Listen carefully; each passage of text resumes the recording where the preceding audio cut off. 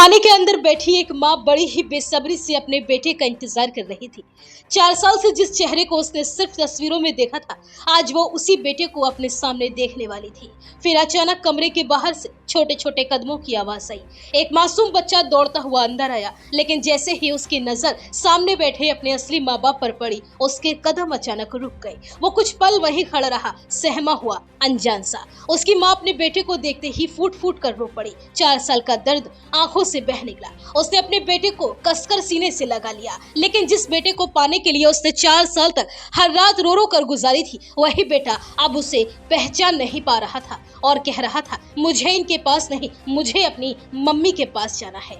अपने बेटे के मुंह से ये शब्द सुनकर माँ के पैरों तले से जमीन खिसक गई और साथ ही वहां मौजूद तमाम लोगों की आंखें भर आई, क्योंकि जिस औरत को बच्चा अपनी माँ कह रहा था, जिसके पास जाने की वो जिद कर रहा था, वो उसकी असली माँ नहीं बल्कि वो महिला थी जिसने उसे 4 साल पहले मंदिर से अगवा कर लिया था।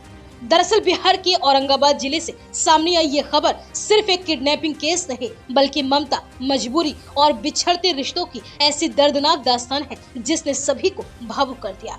दरअसल साल 2022 में औरंगाबाद के ओबरा इलाके के एक मंदिर से वट सावित्री की पूजा के दौरान 4 साल का मासूम शिवम पांडे अचानक लापता हो गया था। परिवार ने उसे हर जगह तलाशा, पुलिस में शिकायत दर्ज कराई, रिश्तेदारों से लेकर दूसरे जिलों तक खबर पहुंचाई गई, लेकिन शिवम का कहीं कोई सुराग नहीं लग सका। धीरे धीरे दिन बीतते गए, फिर महीने और फिर पूरे 4 साल इस तरह ही गुजर गए। घर में शिवम के खिलौने वैसे ही रखे रहे। माँ हर त्योहार पर बेटी की तस्वीर देखकर रोती थी। पिता हर फोन कॉल पर उम्मीद लगाता है कि शायद कोई उसके बेटे की खबर दे दे, लेकिन हर दिन सिर्फ इंतजार छोड़ जाता था। उधर जिस बच्चे को उसका परिवार हर दिन याद करके तड़प रहा था, वो किसी दूसरी औरत की गोद में पल बढ़ रहा था। जिस औरत ने उसे अगवा किया था, उसने उसका नाम बदल कर रोशन रख दिया। उसने अपने बेटे की तरह उसे पाला, एक अच्छे स्कूल में उसका एडमिशन कराया, अच्छे कपड़े उसे पहनाए, आसपास के लोगों को कभी शक नहीं होने दिया कि ये उसका बच्चा नहीं है। 4 साल तक सब कुछ ऐसे ही चलता रहा जैसे शिवम सच में उसी महिला का बेटा हो।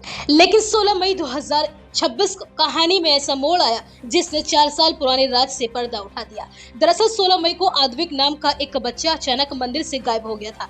आद्विक की तलाश में जुटी गया जिले की पुलिस जांच करते करते खिजरसराय इलाके में रहने वाली एक महिला रंजू देवी के घर तक पहुंची। जब पुलिस ने वहां छापेमारी की तो आद्विक के साथ एक और बच्चा भी मिला। करीब 8 साल का वो बच्चा रंजू देवी को अपनी मां बता रहा था। महिला भी उसे अपना बेटा कह रही थी, लेकिन पुलिस को उसके व्यवहार पर शुरू से ही शक था। जांच अधिकारियों ने पुराने रिकॉर्ड खंगाले, तस्वीरें मिलाई गई, गुमशुदगी की पुरानी फाइलें निकाली गई। तभी साल 2022 में दर्ज शिवम पांडे की गुमशुदगी का रिकॉर्ड सामने आ गया। जब पुलिस ने बच्चे की पहचान कराई तो सच जानकर हर कोई सन रह गया, क्योंकि वो बच्चा कोई और नहीं बल्कि 4 साल पहले अगवा हुआ शिवम ही था। जिस बेटे को उसका परिवार पिछले 4 साल से लगातार ढूंढ रहा था, वो आखिरकार मिल चुका था। लेकिन इसके बाद जो हुआ उसने इस पूरी कहानी को और ज्यादा दर्दनाक बना दिया। जब पुलिस शिवम को उसकी असली माता पिता के सामने लेकर पहुंची तो माँ बेटे को देखते ही फूट फूट कर रोने लगी। पिता की आंखों से आंसू रुक नहीं रहे थे। उन्हें लगा था कि उनका बेटा दौड़कर उनकी गोद में आ जाएगा, लेकिन शिवम